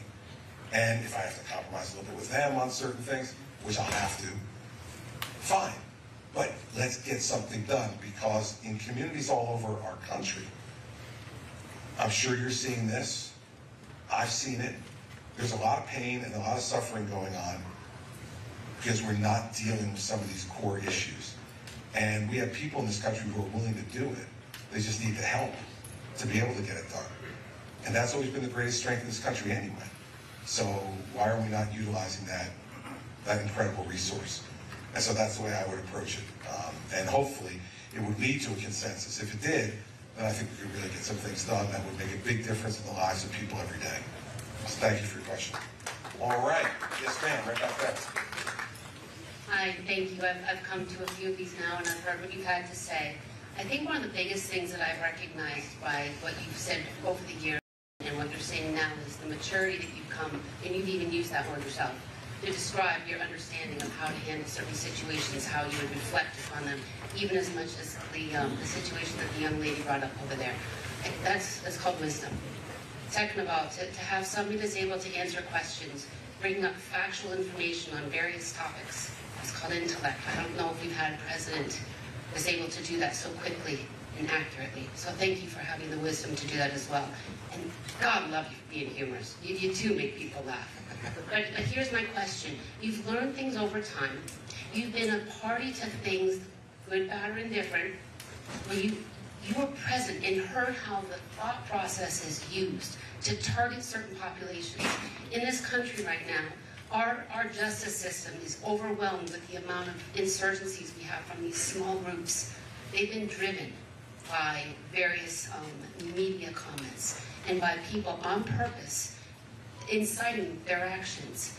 If you've been present to some of the information of the person who is responsible for those things, are you able to reverse engineer it in some way and use that knowledge on how he was able to titillate those individuals to cause certain actions, to maybe come up with policy or come up with plans on how to fix some of those problems? Yeah, because I think the answer is yes, and the reason the answer is yes is because it wasn't policies for the most part that moved those people, it was a personality. And he used his, we're talking about Trump, so we're clear on this, not a pronoun guy. Trump used his ability to charm and cajole and anger for purposes that were not in the best interest of the country. And I think in the very same way, the reverse engineering of that is to remember who you're working for every day and to reverse using those skills. Now, you know, everybody has different levels of those skills. I think mine are pretty good. And my job would be to use those skills in that way, to convince people, and I've said this in these town halls before, I don't know how you can say you love this country and not love Americans, have hateful things to say about Americans. I mean, I think that the president has to open his heart to every American. And I think it starts there. I think you can tell whether someone's opened their heart to you or not. You know what I mean? There's not some test. It's what we learn in growing up and becoming people with some wisdom over time about whether someone's genuine or they're not. We're not always right. We can all be fooled. I think a lot of people were fooled by him In 2016, I'm one of them. But in the end, wisdom only comes, I think, through pain. You don't get wise by winning. You get wise by losing and by being challenged, because that's, in my experience at least, when you become truly introspective and really examine what you can do, what your motives are, and how you can change something that's causing pain. And look, I think I've been in the middle of this for a long time in this process, and I think I've learned that in the end, what we need as a country are two essential things before anything else: truth and love. And if we don't have those two things, the problems are impossible to solve. But both of them are hard. It's hard to tell the truth sometimes, as we learned about the Civil War. And it's hard to love people who you disagree with, vehemently disagree with. It's hard. But if we don't, we're lost. We're lost. And so, you want to know, like, how would I reverse engineer it? That's the way I would. Because I think the exact opposite of him is truth and love. Because he's about lies and hate. And that's the way I would reverse engineer it. Start right there. The policies hopefully flow from that. And it's based philosophically on what you believe and what you think the role of government is. And we'll have an argument about that. That's what this country was originally designed and set up to do, was to create those arguments. Checks and balances, different branches of government, all having different powers, so that everybody would have an opportunity to have their say. I'm okay with that part of it. The part that I'm really not okay with is the lying and the hate. And that, I think, more than anything else, is what's causing us not to accomplish things. And that, not accomplishing things, combined with the lies and the hate, is what's creating the anger and the division. And I think that's the way you reverse engineer it.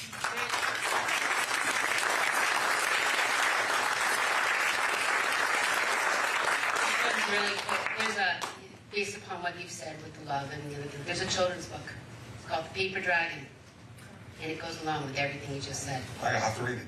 I haven't read that one yet. All right. Yes, ma'am, right there. I'll give you one. Hi, Chris, Kathleen. I've been to a couple of your town halls. I really agree and love everything you have to say. I think it's what a lot of the country is looking for. Like the gentleman over here, I've been an independent my entire life. I voted Democrat. I voted Republican. So my question is relatively simple. In the essence of it takes a village, I mean, I've been reading the room here. I'm seeing a lot of claps, a lot of head nodding. What can we do to help you be the Republican nominee other than showing up at the ballot box on January 23rd? Well, let's start with that, okay? Don't mess that one up, all right? So we'll start with that. Look, this is all that's left to do now, okay? Today's the 28th. That means we got 26 days. The biggest thing you can do is talk to everybody you know. Because look, you've come to a number, I recognize you've come to a number of these, right? So, you could speak as somewhat of an expert to people. Because as you know, most people don't come to these things, right? And so, but maybe they want to vote. Or maybe they think they might want to vote, but they're not really sure. They haven't focused in. And they've got other challenges and things in their lives that don't make this the center of their existence, even here in New Hampshire, the presidential wine tasters of America, right? I mean, what I need people in this room to do is to ignore the noise and decide who you think should be president. And then go out and tell everybody you know what you think and urge them to make a choice. You can urge them to make the choice you're making, but in the end, urge them to make any choice. Show up and vote. Because, look, New Hampshire is it. If Donald Trump's going to win Iowa, and if Donald Trump wins Iowa and New Hampshire, it's over, guys. You can't have You can't have a dictator. Look, I totally agree with you. That's why my rear end is here from New Jersey doing this, okay? Because I agree with you. But look, the most important thing everybody in this room can do who believes that I'm the right person for the job is to get as many people as you can to pay attention and to show up.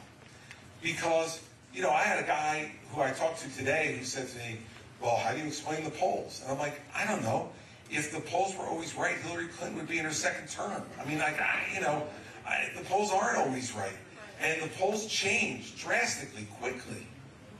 And I don't know what the polls looked like a week ago. After the last couple of days, I don't know if they're still going to look the same way. And so I've been around this long enough to know that in the end, you decide. And I got to be willing to put my fate in your hands. And I got to keep doing everything I'm doing to try to give you all the ammunition you need and the inspiration you need. But in the end, it's not about money at this point. It's not about anything other than in a place like New Hampshire where 300,000 people maybe will vote. You're going to decide who the Republican nominee is for president. 300,000 people in this state are probably going to decide who the Republican nominee for president is. The only thing I can ask you to do is stop worrying about, I've said this to a number of the really rich donors, who you call them, ask them for money. It's one of the most disgusting parts of the job. And they say to you, well, tell me exactly the path of how you're going to win before I write you a check. And I'm like, well, hell, man, if I knew that, I don't need you, right? I mean, the fact is, and I've said this to any number of them, same thing I'm saying to you, figure out who you want to be president, and then work as hard as you can to make it true. And this is one of the only countries in the world where you can do that. And this is the state where you can do it. Iowa has a caucus. It's a closed system. It's independents like you can't participate broadly in that caucus. It's done in a way that makes it long and difficult. You don't have to show up in a voting booth and vote. You got to go and sit in a classroom and caucus and go to one room and another room. It's a big involved process. God bless them. They like it, good for them. They should be able to make that choice. But here, you guys have an opportunity that no one else in the country has. My state, our primary is June 5th. Forget it. It's going to be over by then, man. And so, you guys have a chance to do something that no one else has a chance to do. So I appreciate you asking, and I appreciate you offering your help. And I really think that's the only thing left to do.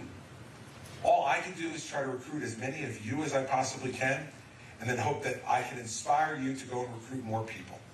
And then things happen on election day. Remember something, at this stage in 2008, John McCain was in 4th place in this state. 4th place. And so, I'm one spot better than him at the moment. So I'm ahead of McCain at this point, right? I mean, we have work to do in the next 26 days, but I'm not going to let anybody make that decision for you. That's the best thing we can do to help, and I appreciate you offering. Thanks. All right. Look, I've been looking at the guy with the Reagan Bush shirt on all night. So this may be a bit of a tempt, but I'm going to go with him anyway. He's now going to start to read his question from the phone, so this should be interesting. Let's go. Good evening, Governor Christie. My name's Michael. I'm from Massachusetts. I traveled 2 hours to be here tonight. Thank you for coming, Michael. I'm a senior in high school. So, on the topic of same-sex marriage, you claim that generational change in opinion will forge how you lead. So, as younger generations having increasingly become supportive of gay marriage, you will support LGBTQ policies. How would you address the issue of abortion, in which my generation is becoming increasingly pro-choice, even while abortion undeniably takes the life of an innocent unborn child? Will you change your opinion in policymaking, even if it is morally wrong, and support taking the lives of unborn children just because public opinion is shifting? Or will you stand with the most vulnerable people in society, which is the unborn? Well, I'm pro-life, and I've governed as a pro-life governor when I was in New Jersey, even though my state was predominantly pro-choice. But I think since the Dobbs decision was made and Roe was taken off the books, and it did what I think should have been done for a long time, which is to return this issue to the states. And I think the people of every state should vote on this issue, and they should decide. I don't think the federal government should have any role in this at all. I don't think we should have one national standard for this. I think the people of New Hampshire should be able to vote and decide on how they think this should go. and the people of Iowa, and the people of New Jersey. And look, in New Jersey, it's 9 months. You have an abortion up to 9 months. I don't agree with that. Okay, but my job in New Jersey, if I want to do that, is to work there to try to change that.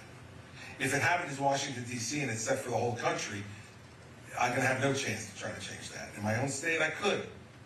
And that's why I think you're going to have diversion across the country. Oklahoma, no abortion at all, except if the life of the mother is threatened. I don't agree with that either, because I've always agreed with exceptions for rape and for incest, and I don't, so I wouldn't agree with Oklahoma either. But I think if everybody in each state gets to decide for themselves, vote and decide what the rules are in their state, that that's the best way to go. And I think that's the way the founders intended it to be. I continue to advocate for life because that's what I believe. But as president, I'm telling you right now, I would not sign any national ban on abortion of any length, because I don't think it should be a national issue, because that can change. Congress changes, it can go back the other way. And the whole country would be a seesaw going back and forth. I think each state should make their own call on this. It's a serious issue, it's an emotional issue, it's a personal issue. And if it's that serious and emotional and personal, then the individual citizens of every state should be able to make that judgment for themselves. And let me end with this. This is another place where me, Nikki, and Ron disagree. And Ron signed a 6-week abortion ban in Florida as governor, and he says he would do the same thing if he were president. When Nikki's in Iowa, she says she'll sign a 6-week abortion ban. When she's in New Hampshire, she says she wants to be compassionate and have everybody make the decision for themselves. And when we had the Texas abortion case recently where the woman was carrying a child with a fatal disease that would either be stillborn or die days after birth, so there was no hope to save the life, in that instance, the Texas Supreme Court said she can't have an abortion. I disagree with that. The goal of pro-life policy is to save a life. If that life is unsavable, and all we're doing is putting the mother's life at risk and making the mother, in this instance, have to carry that pregnancy for another 20 weeks and knowing it was going to end in death, I don't think that's the right thing to do. I spoke out against that. Nikki and Ron would not. And so some of this is about what laws you would establish or not establish. And I've been really clear on that. As president, I would not sign any national ban. But I will also tell you, on a personal level, I'll continue to advocate for life because it's what I believe. And I don't think that's one of those things that can change based upon if your generation is more pro-choice with respect to you and to you.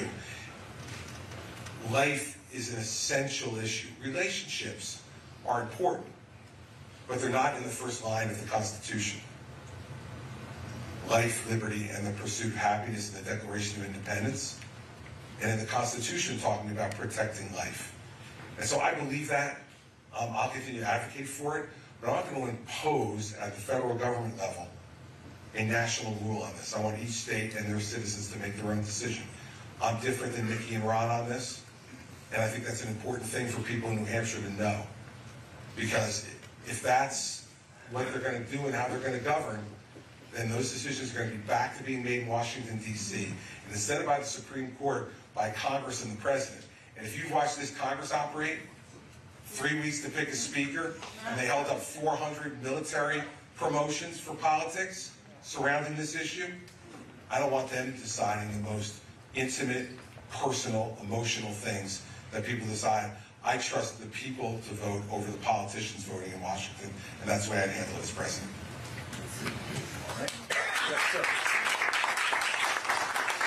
Thank you for coming, Governor Christie. I'm actually also a senior in high school, so this will be my first election voting. And so I have a question. This is a topic that I've had to research for many debate tournaments, but it's about specifically high-speed rail. I have looked into your kind of views on the subject, and I haven't really found anything clear on it, but high-speed rail is something that has worked. I have seen firsthand in places like Europe, high-speed rail has worked really well there. I haven't been to places like Japan or China, but it's worked there as well from everything that I've looked into. And so I guess with that, what is your official policy on increasing investment in high-speed rail or rail in general, not necessarily just high-speed rail? I would be for it in highly congested parts of the country. So, like the Boston to Washington corridor, yeah, I would be for improving that route, making it more high-speed and more available. And in fact, I worked really hard when I was governor of New Jersey to get the project that's now finally gotten funded and getting done, which is the Gateway Tunnel between New York and New Jersey, which will help to make that trip from Boston to Washington much faster and much easier by adding tunnels under the Hudson River and being able to do it the right way so it goes into Penn Station in New York, and people can make their switches there and go to other trains that are much more available there than they would be other places. And in other parts of the country that are heavily congested, meaning your traffic is crazy. Like, I think there should be high-speed rail in the entire state of Connecticut. Just like, because I can never drive in Connecticut, it drives me crazy. And so in those areas I would. Because, and a little of a history lesson, because Eisenhower made the judgment when he became president. He had a choice. He had two projects in front of him. High-speed rail all across the country, kind of like Europe has, or an interstate highway system. And Eisenhower picked an interstate highway system because he was a military guy, and he looked at it saying, if we ever have to defend this country from invasion, I want all these highways and be able to move all the equipment and everything else around that way. So that's the way he went. So we made this enormous investment in an interstate highway system all over this country, and which I think has generally been a good thing. But in areas like Southern California, like Chicago, like the Boston to Washington corridor, you have enormous traffic now that has developed because of the population growth, and having rail that's convenient and available would help to ease that traffic problem, which affects everybody's quality of life in a bunch of ways, not just in terms of getting from one place to another, but also in terms of pollution and all the rest of the things that we have to deal with that. So that's where I'd be on it. So I wouldn't be for universal high-speed rail, but I would be for high-speed rail in particularly congested areas of the country. All right, I can do two more questions. Let's go to the Red Sox fan. Why not? We're equally tortured. You're a Red Sox fan, I'm a Mets fan. In fact, I would argue I'm more tortured than you are now because you've won a few World Series. I haven't won one since that one in 1986, which you and I won't talk about. I have a confession. I don't have a question for you. I'd just like to say thank you for being honest with us tonight and treating us like adults.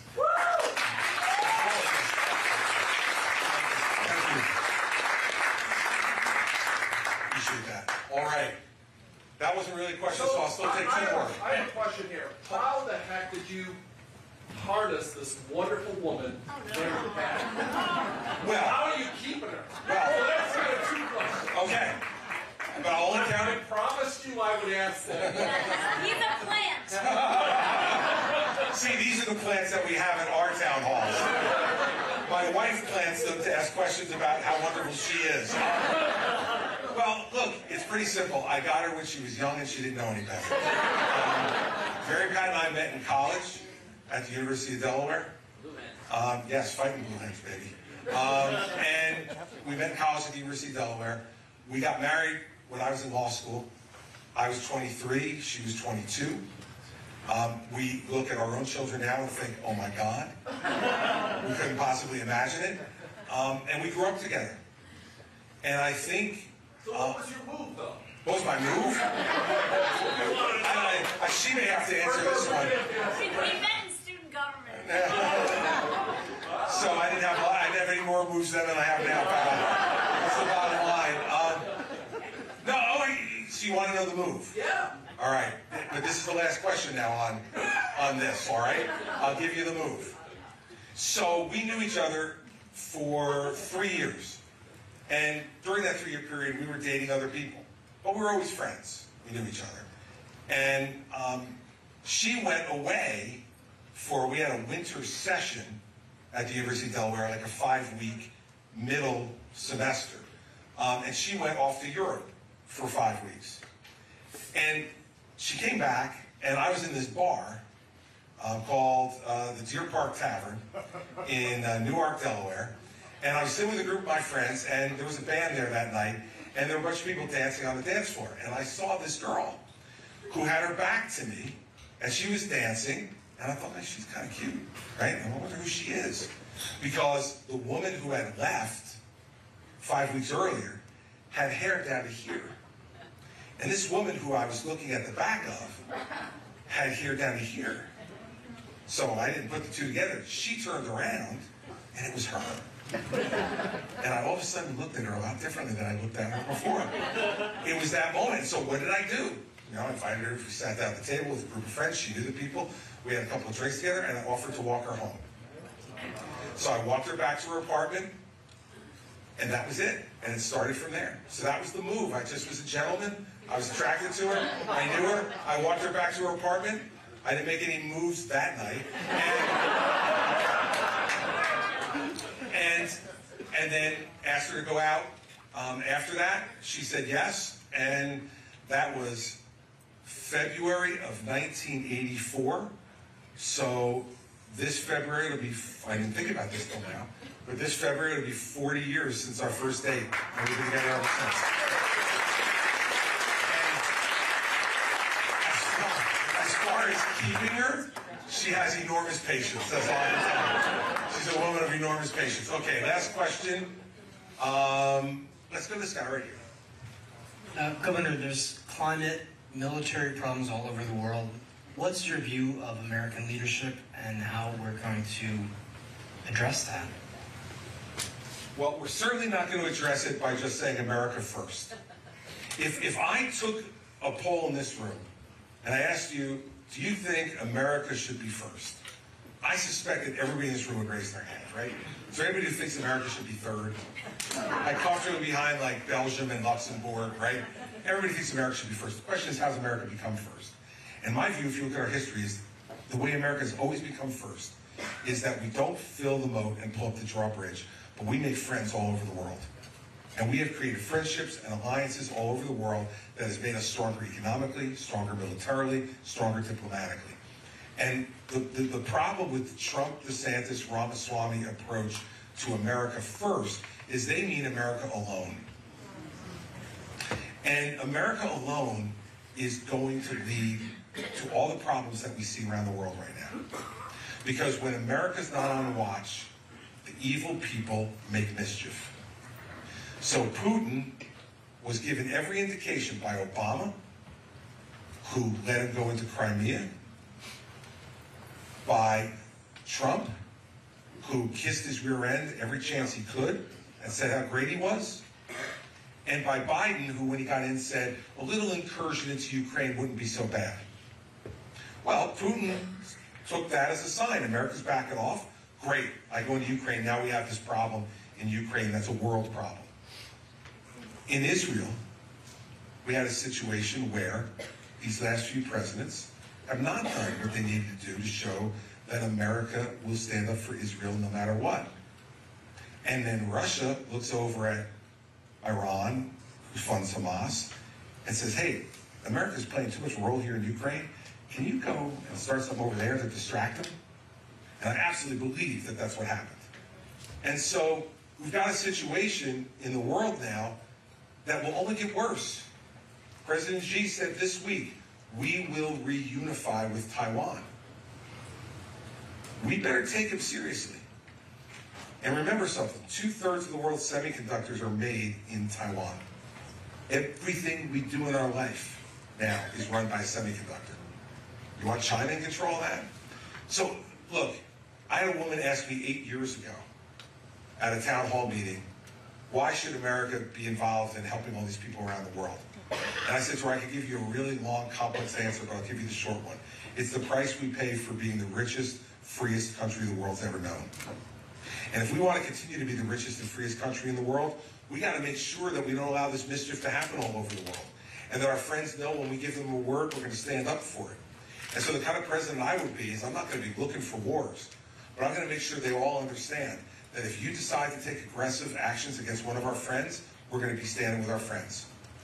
And that's not only going to help us militarily and from a diplomatic perspective, but it's going to help us economically too.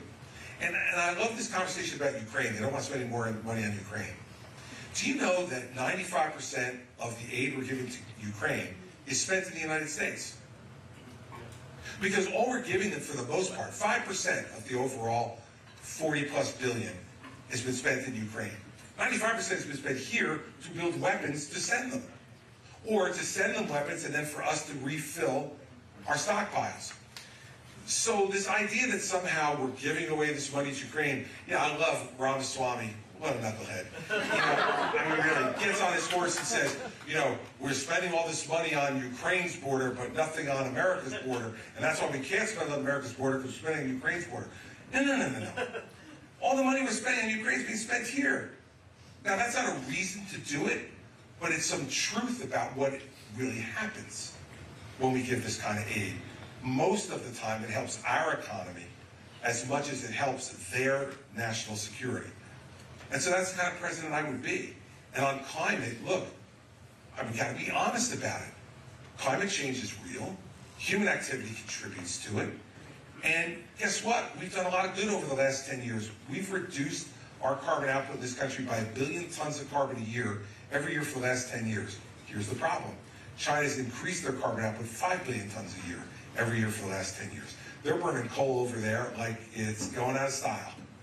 And where America has to play a role on climate is to make that one of our agenda items with China. To say, you've had your industrial revolution, okay? You're not the farmers anymore in China, like you were when Mao ran the revolution. You are now the second largest economy in the world. And you need to start acting like a responsible world player. And if you don't, then we're going to take actions against you to make your economy weaker. Because you need America more than we need you. That's the truth. If we stopped doing things with China from a trade perspective, an already troubled economy in China would really be in trouble.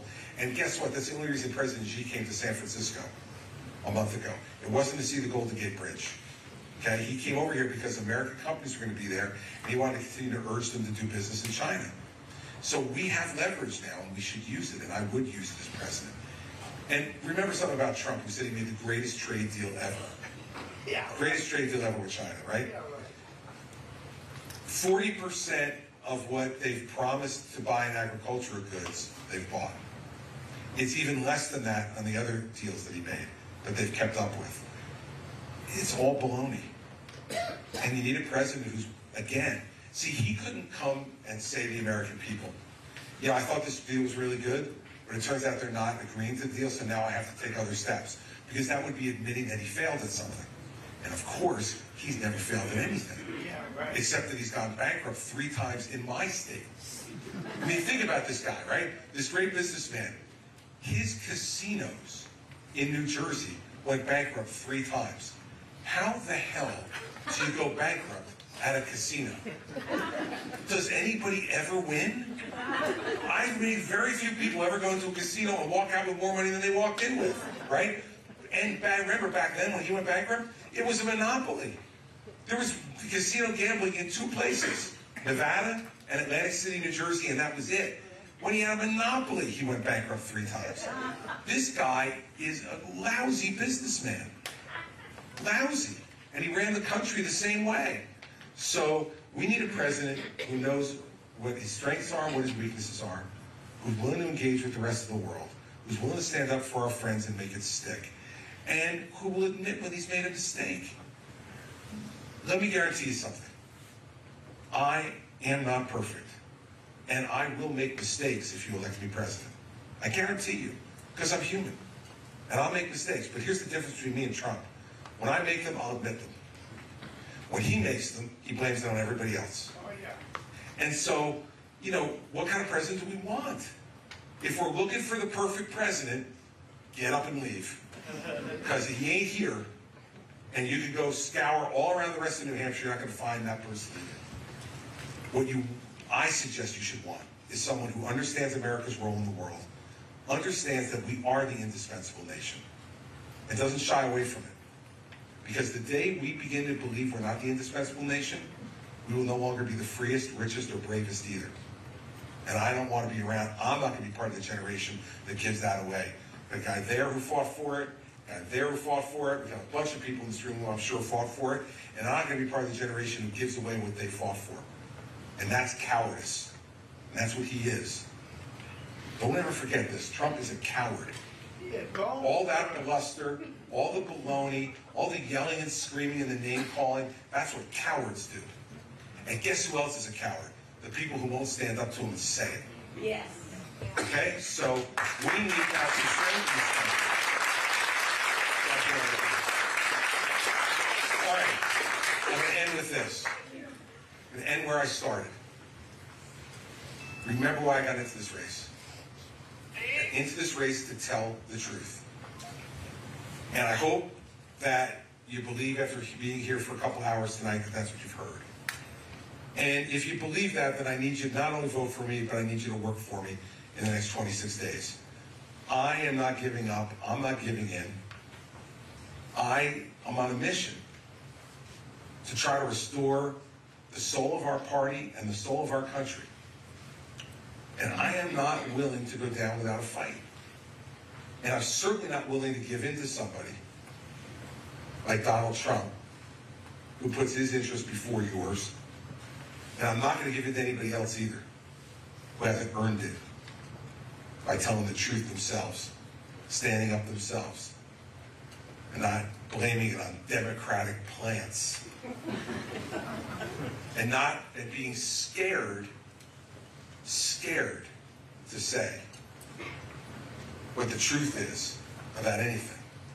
Something as simple as the origins of the Civil War, or something as important and complicated as America's role in the world, or something as absolutely fundamental as the character of Donald Trump. You can agree with his policies. I agree with some of his policies. But no thinking, breathing human being in this country can objectively look at his actions and say this is a man of character. He's not. He's not a man of character. And if we don't start, first and foremost, by electing someone who is someone of character, nothing else they promise us will matter. Because their promises will mean nothing. Because they don't have the character to know you have to stand behind your promises. You will not always agree with me.